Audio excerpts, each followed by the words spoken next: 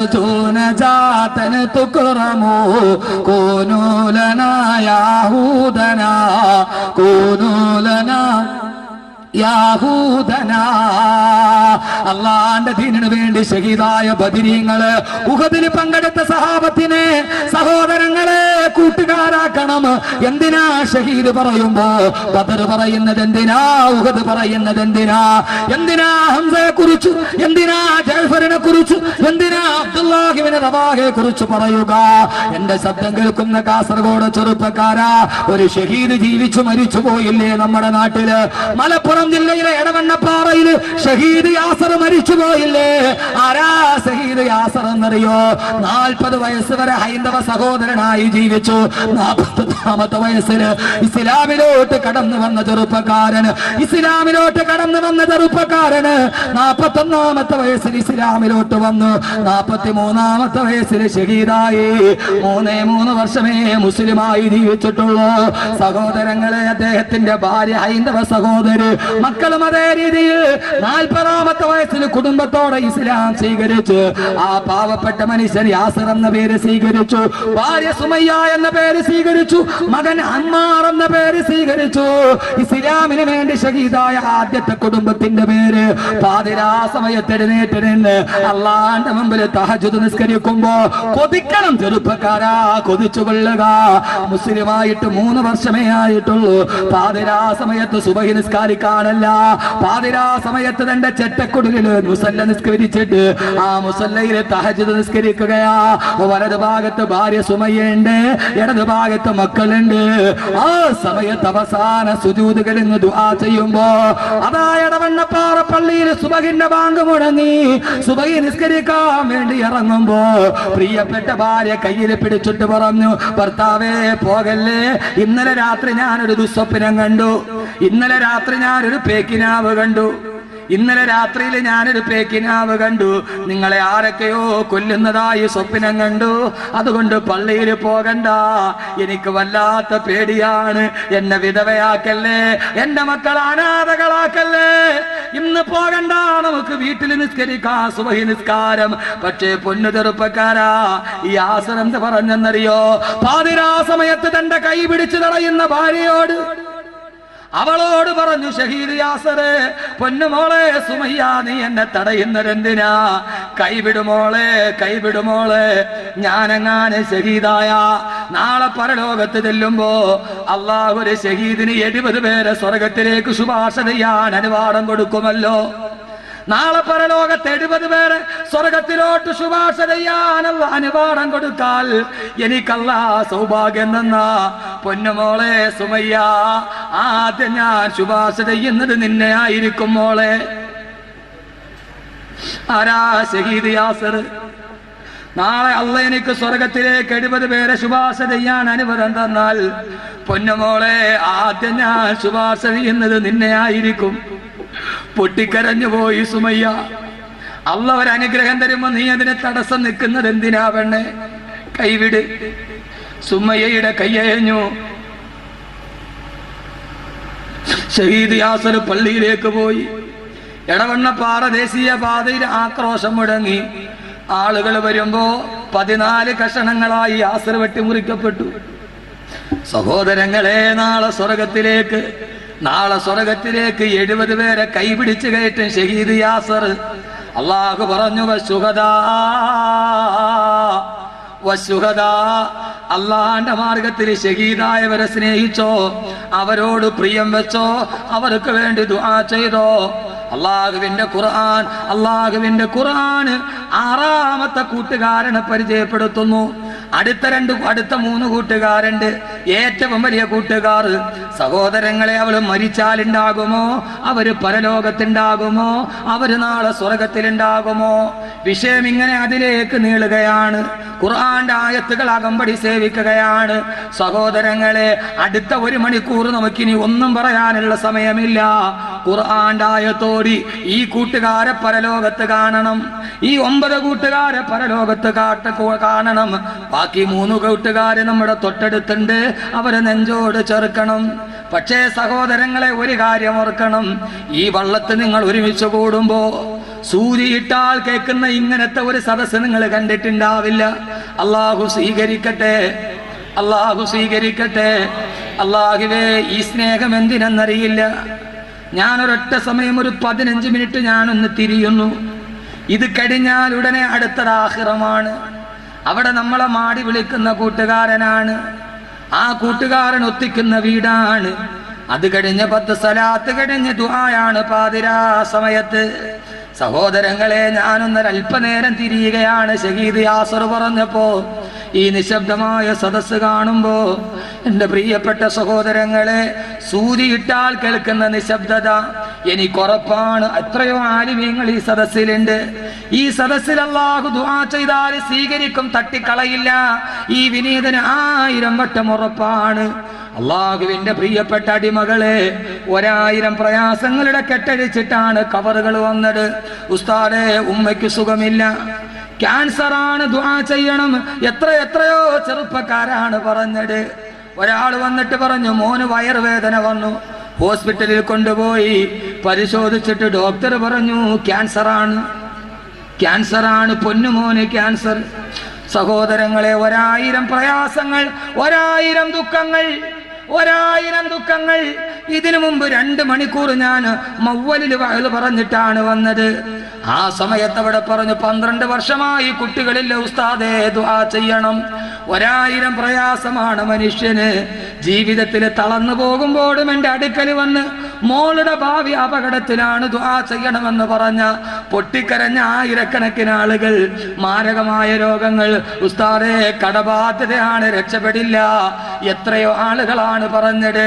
സഹോദരങ്ങളെ, ഈ വാക്കുകളും ഈ സലാത്തും വിശ്വാസമുണ്ടെങ്കിൽ, മനസ്സ് നന്നായിട്ട് സ്വർഗത്തിലേക്ക് തിരിച്ചു വെക്കുന്നുവെങ്കിൽ, നെടുമങ്ങാടടുത്ത് ഞാൻ പറയുന്നു, അള്ളാഹുവിന്റെ വിശുദ്ധമായ ഖുർആൻ, അള്ളാഹു അഹമ്മദ് കബീറിന് നൽകിയ ഏറ്റവും വലിയ അനുഗ്രഹം ഏതെന്ന് ചോദിച്ചാൽ 1000 വട്ടം ഞാൻ പറയും. അവന്റെ ഖുർആൻ മനപ്പാഠമായി ഒരു ഹാഫിളാവാൻ അവസരം തന്നതാണ്. അല്ലാഹുവേ, നിന്നോട് എങ്ങനെയാണ് അതിന് നന്ദി പറയുക? ഒരു ഹാഫിളിന്റെ ശരീരത്തിൽ തൊടണമെങ്കിൽ വളു വേണം. 6666 ആയത്തുകൾ ഖുർആനിൽ, അത് മുഴുവനും നെഞ്ചിന്റെ ഉള്ളിൽ ഒളിപ്പിച്ച് വെച്ചൊരു ഹാഫിളാവാൻ അല്ലാഹുവേ നീ അനുവാദം തന്നു. പടച്ചവനെ, ഇതിനെന്ത് നന്ദിയാണ് പറയേണ്ടതെന്നറിയില്ല.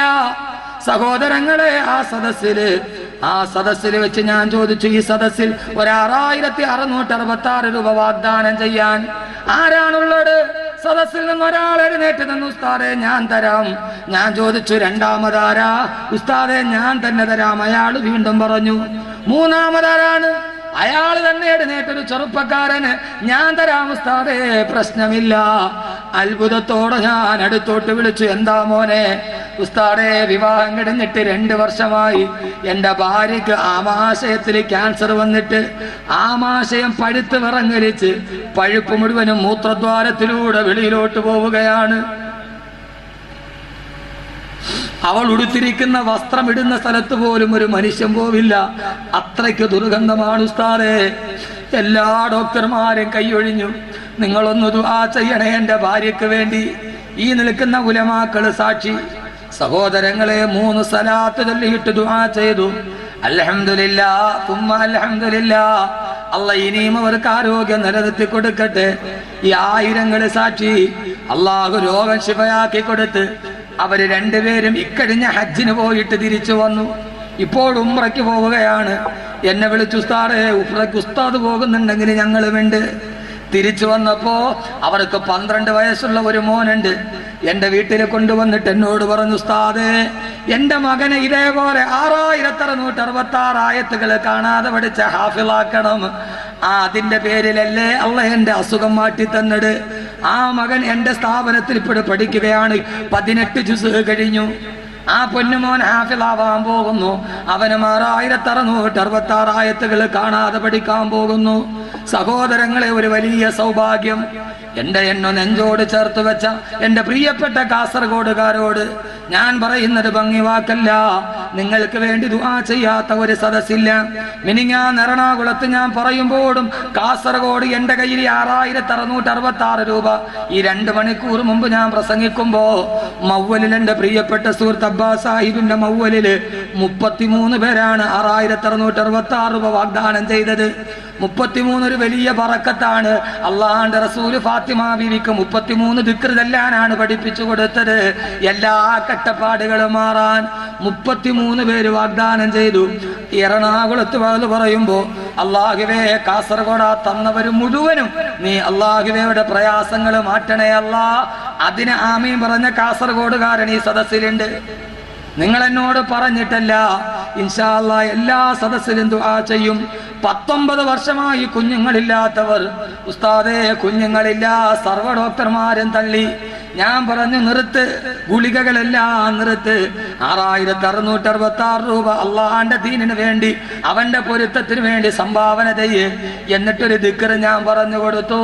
അൽഹംദുലില്ലാഹ്, കരിഞ്ഞതിന്റെ മുമ്പിലത്തെ വെള്ളിയാഴ്ച ജുമ കഴിഞ്ഞ് ഞാൻ വരുമ്പോ എന്റെ ഫോണിൽ വിളിച്ചിട്ട് പറഞ്ഞു, ഉസ്താദേ ഭാര്യക്ക് വിശേഷമുണ്ട്, ഉസ്താദൊന്ന് ദുആ ചെയ്യണേ, 19 വർഷം ദുആ ചെയ്യണേ എന്നോട് പറഞ്ഞു.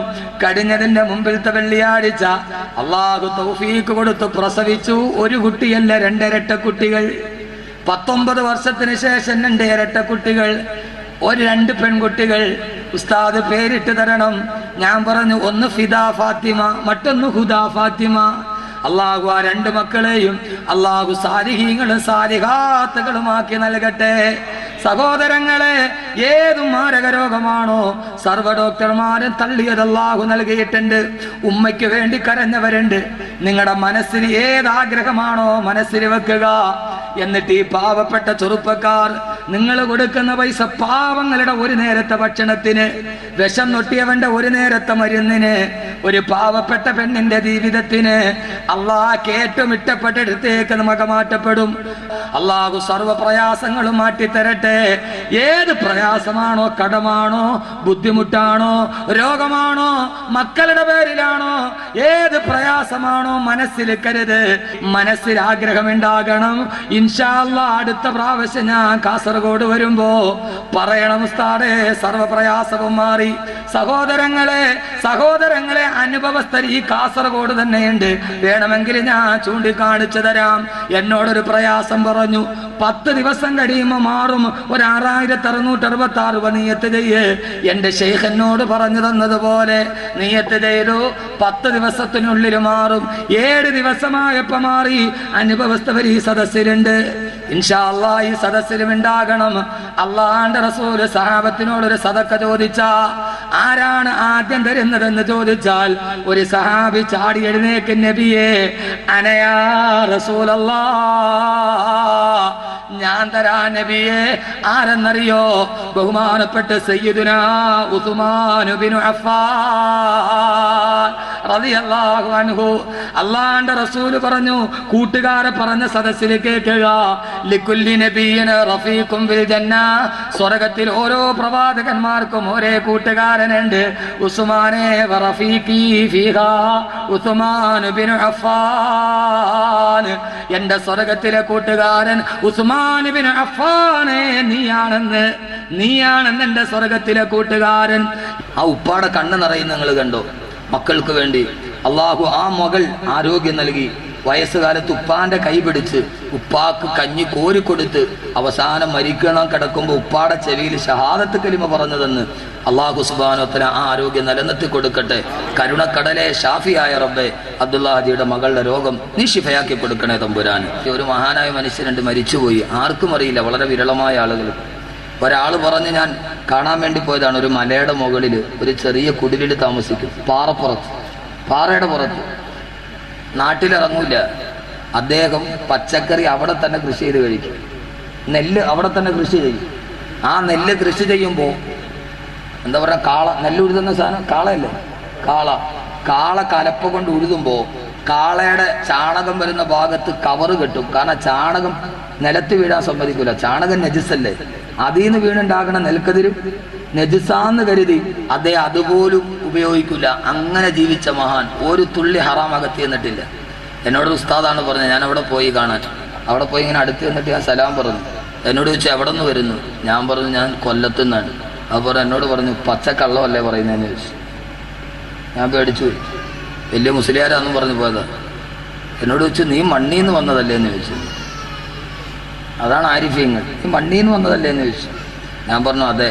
എന്നാൽ പൊക്കോളാൻ പറഞ്ഞു. ഞാൻ പറഞ്ഞു ഞാൻ അതൊക്കെ പറയണ ആളാ, ഒരു ഇജാസത്ത് തന്ന ഇല്ല പോകാൻ പറഞ്ഞു. ഓടിച്ചു.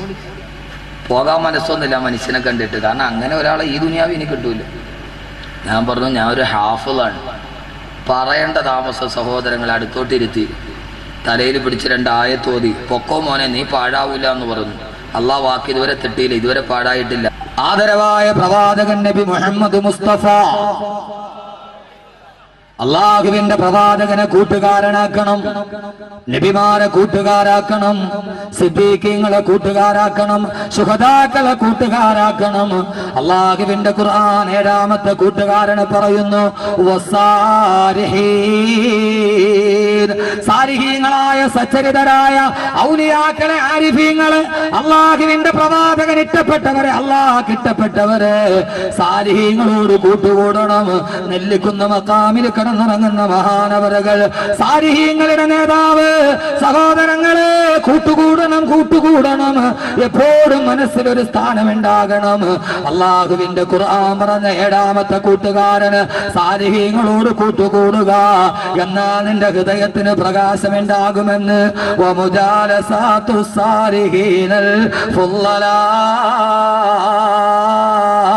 അള്ളാഹുവിന്റെ സാരിഹീങ്ങളെ ഖൈറാക്കിയാൽ, അവരെ കൂട്ടുകാരാക്കിയാൽ നീ ജീവിതത്തിൽ ഏറ്റവും ഒരു ഹൃദയശുദ്ധിയുള്ളവനാകുമെന്ന് മഹാന്മാര് പറയുമ്പോ ആ 7 കൂട്ടുകാരെ ഖുർആൻ പറയുകയാണ്.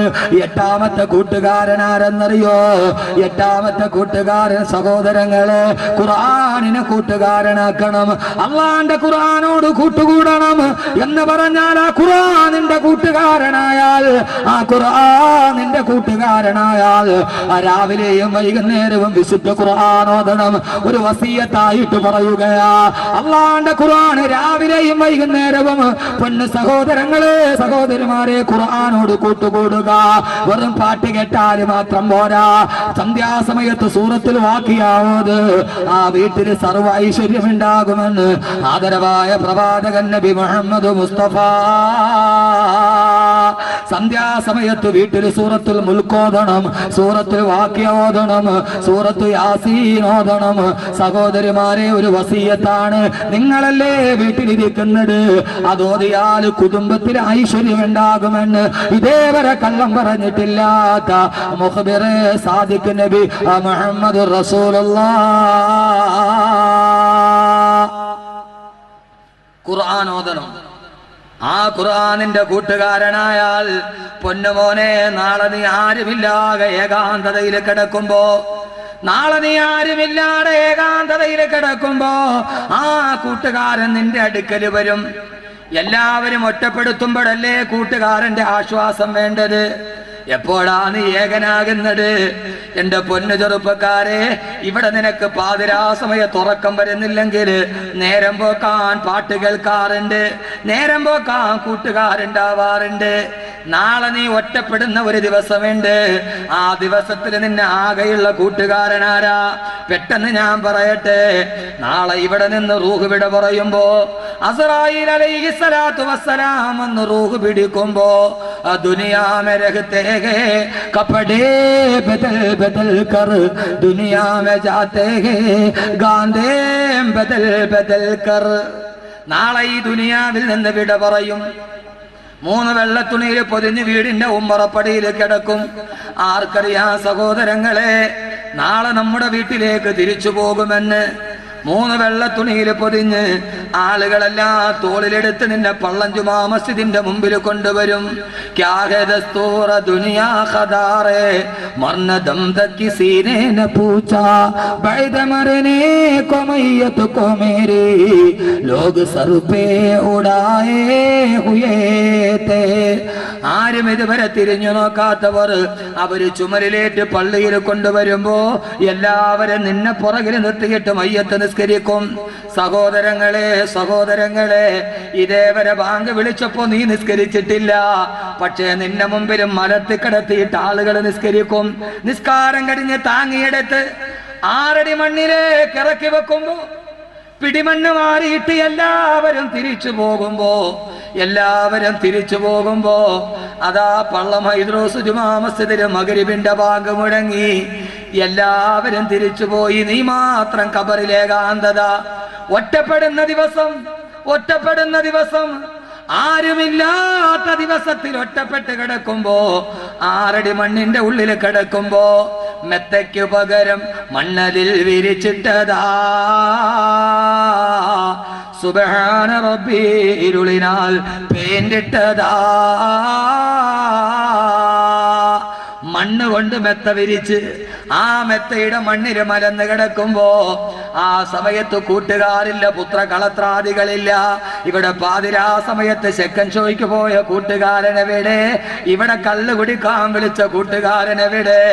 അവസാന നിമിഷം നെഞ്ചിൽ തട്ടിയിട്ട് എന്റെ പൊന്നു ചെറുപ്പക്കാരോട് കാസർഗോഡ് ടൗണിൽ ഞാനൊന്നിറങ്ങിയ ഓടി വന്ന് കെട്ടിപ്പിടിച്ച് നടക്കുന്ന ചെറുപ്പക്കാരാ, ഈ സ്നേഹത്തിനൊരർത്ഥമുണ്ടാകണമെങ്കിൽ ഇവരാരുമില്ലാത്ത രാത്രിയില്, ഖബറിന്റെ ആദ്യ രാത്രിയില് നീ കിടക്കുമ്പോ, ആ സമയത്ത് 6 അടി മണ്ണിൽ കിടക്കുമ്പോ, ആരും കൂട്ടിനില്ലാത്ത ഖബറിൽ ഒരു സുന്ദരനായ പുരുഷൻ വന്നിട്ട് പറയും, ഞാൻ നിന്റെ കൂട്ടുകാരനാണ്.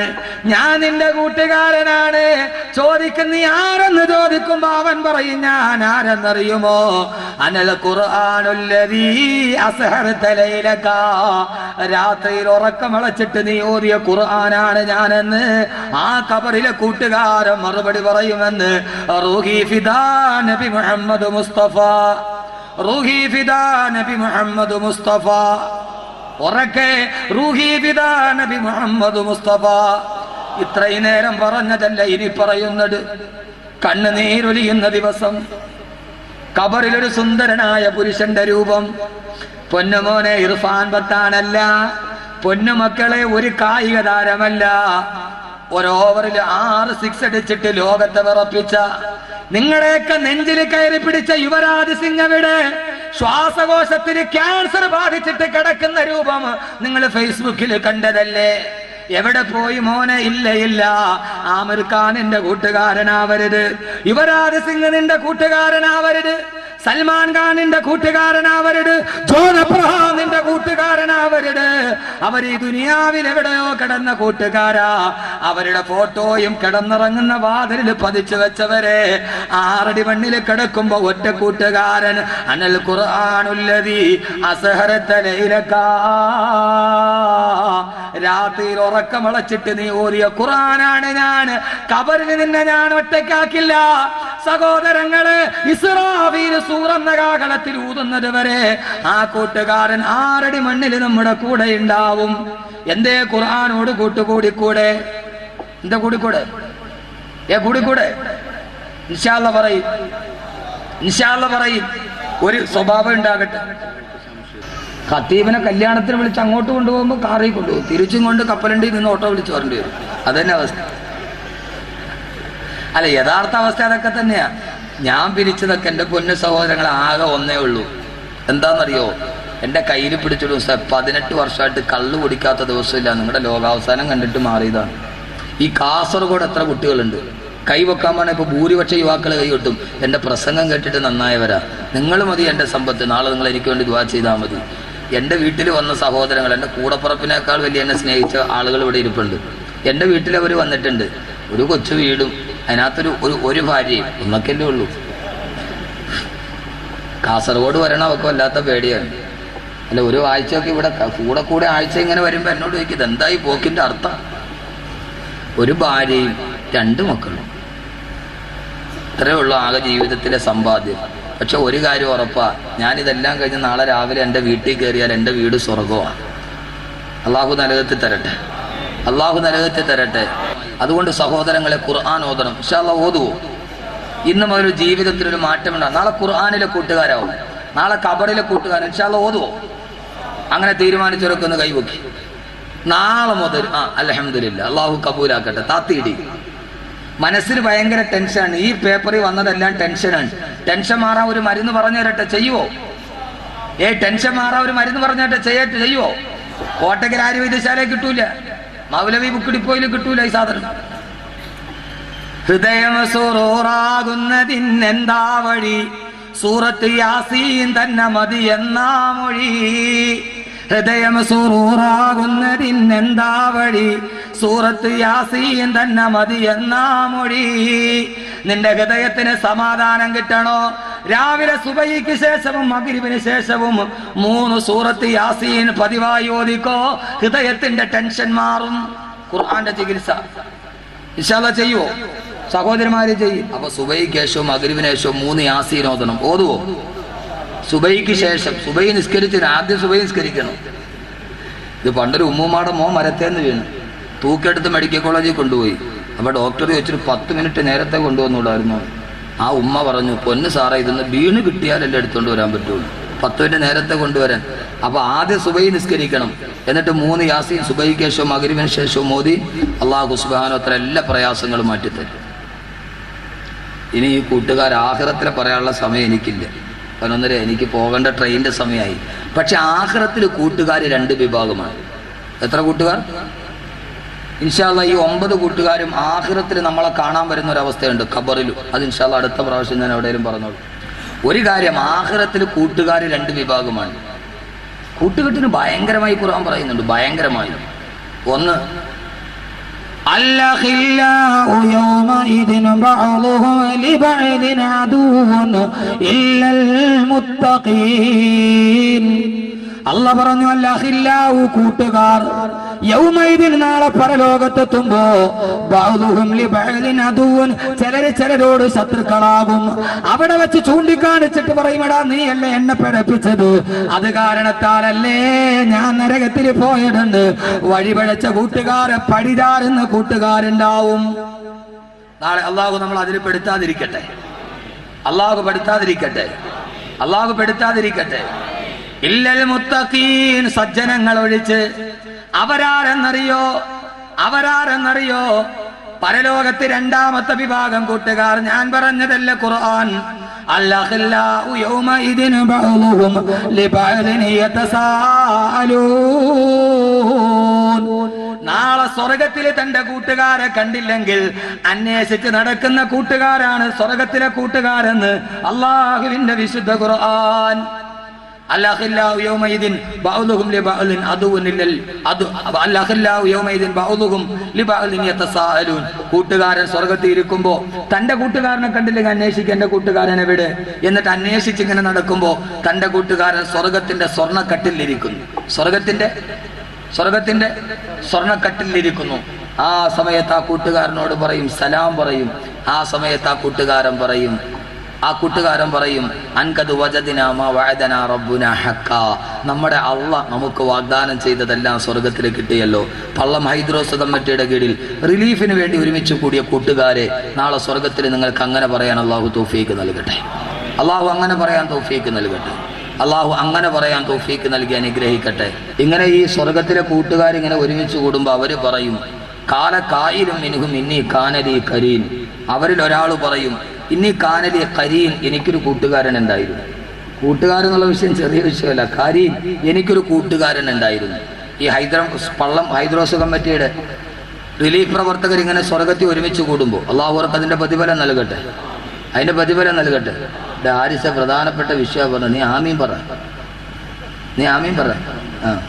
അള്ളാഹു ഈ ഇതിനു വേണ്ടി ഒരുമിച്ച് കൂടിയ കൂട്ടുകാരെ അള്ളാഹു സ്വർഗത്തിൽ ഒരുമിച്ച് കൂട്ടുമ്പോൾ ഇങ്ങനെ സ്വർഗത്തിൽ ഈ റിലീഫ് കമ്മിറ്റിയുടെ കൂട്ടുകാരില്ലേ, അവരിങ്ങനെ ഒരുമിച്ച് കൂടും. ഹാരിസ് ഉണ്ടാവും, എൻ്റെ ബെന്നെ സുഹൃത്ത് യൂസുഫ് ഉണ്ടാവും, വേറെ ആരും പേരെനിക്ക് അറിഞ്ഞുകൂടും. അള്ളാഹു അവർ ആ പേരറിയാത്ത എൻ്റെ കൂട്ടുകാരുണ്ടാവും. അള്ളാഹു തൗഫീക്ക് നൽകട്ടെ. കാസർഗോഡ് ഞാൻ വന്ന കാലം വരെയുള്ള എൻ്റെ വലിയ ആത്മാർത്ഥ 2 സുഹൃത്തുക്കളാണ് യൂസുഫും ഹാരിസ്. അള്ളാഹു ഒരുമിച്ച് കൂടാ തൗഫീക്ക് നൽകട്ടെ. അപ്പൊ അവര് പറയും, കാല കായിലും മിൻഹും ഇന്നി കാനലി കരീൻ, ഞങ്ങൾക്കൊരു കൂട്ടുകാരുണ്ടായിരുന്നു പള്ളത്തെ. യഖൂലു, അവര് പറയും, ഇന്നക ലമിനൽ മുസദ്ദിഖീൻ, ഇത്രയും പൈസയൊക്കെ മുടക്കിയിട്ട് നിങ്ങൾ ഈ വഅദ് വെക്കണ എന്താ എന്ന് ചോദിക്കുമ്പോൾ അവർ പറയും, പാവങ്ങളെ ഇച്ചിരി പൈസയൊക്കെ പിരിച്ചു പാവങ്ങളെ സഹായിച്ച അള്ളാഹ് നാളെ അതിന്റെ പ്രതിഫലം നൽകൂല എന്ന് പറയുമ്പോൾ ഐതാമിത്തിനാവ കുന്നാ തുറാവം വൈലാമ, നമ്മൾ മരിച്ച് മണ്ണോട് ചേർന്ന് കഴിഞ്ഞാൽ പിന്നെ നാളെ ആഖിറത്തിലെ പ്രതിഫലവോ അങ്ങനെ ഒന്നും ഇല്ല എന്ന് പറഞ്ഞ് ഞങ്ങൾ ഈ വഅ്ള് നടത്തുമ്പോൾ ഞങ്ങളെ പരിഹസിച്ച ഞങ്ങളുടെ കുറെ കൂട്ടുകാരുണ്ടായിരുന്നു. അവരെവിടെ നിന്നൊന്ന് നോക്കാമെന്ന് പറയും. അങ്ങനെ പരിഹസിച്ചവരെ കാണാൻ കൂട്ടുകാർ യാത്രയാകുമ്പോൾ അവര് നരകത്തിൽ കിടക്കും. അപ്പൊ അവര് ചോദിക്കും, ആ സലക്കക്കും ഈ സക്കർ, നിങ്ങൾ വലിയ ആളുകളായിരുന്നല്ലോ, എന്ത് പറ്റി നരകത്തിൽ കിടക്കണേ? അപ്പൊ അവര് പറയും, വലം നക്കുനുത്തീമുൽ മിസ്കീൻ, പാവങ്ങൾക്ക് ഭക്ഷണം കൊടുക്കാനുള്ള പരിപാടിയിൽ പങ്കെടുക്കാനും അതിനെ പ്രോത്സാഹിപ്പിക്കാനും അതിനെ വിജയിപ്പിക്കാനും ഞങ്ങൾക്ക് കഴിഞ്ഞില്ല, ഞങ്ങൾ മാറി നിന്ന് ചിരിച്ചവരായിരുന്നു എന്നവർ പറയുമെന്ന് വിശുദ്ധ ഖുർആൻ. അങ്ങനെ പറയാൻ ഇടവരാതെ ഈ റിലീഫ് കമ്മിറ്റിയുടെ പ്രവർത്തനങ്ങളിൽ ഒന്നിച്ച് ഒരു മനസ്സോടെ പ്രവർത്തിക്കാൻ അള്ളാഹു തൗഫീക്ക് നൽകട്ടെ എന്ന ദുആയോടുകൂടി നിങ്ങളോടെല്ലാവരോടും ഈ വിഷയം ഭാഗികമായി അവസാനിപ്പിച്ച്, എൻ്റെ പ്രിയപ്പെട്ട ധാരാളം സുഹൃത്തുക്കൾ, ജീവിതത്തിൽ വീണുപോകുന്ന സമയത്ത് താങ്ങായി നിന്ന കൂട്ടുകാർ, അള്ളാഹു എല്ലാവിധ ഖൈറും ബറക്കത്തും നൽകി അനുഗ്രഹിക്കുമാറാകട്ടെ. ചെറുക്കളയിൽ ഞാൻ പോകുമ്പോൾ പാതിരാത്രി എന്നെ വീട്ടിൽ കൊണ്ടുപോയി വിട്ട എൻ്റെ ഏറ്റവും വലിയ കൂട്ടുകാരുണ്ട്. അള്ളാഹു നല്ല പ്രതിഫലം നൽകട്ടെ. എല്ലാവരും ഒന്ന് എഴുന്നേറ്റ് മുമ്പോട്ട് വരും, 10 സലാത്ത് ചൊല്ലാനുണ്ട്, എന്നിട്ട് നമുക്ക് ദുആ ചെയ്യാം.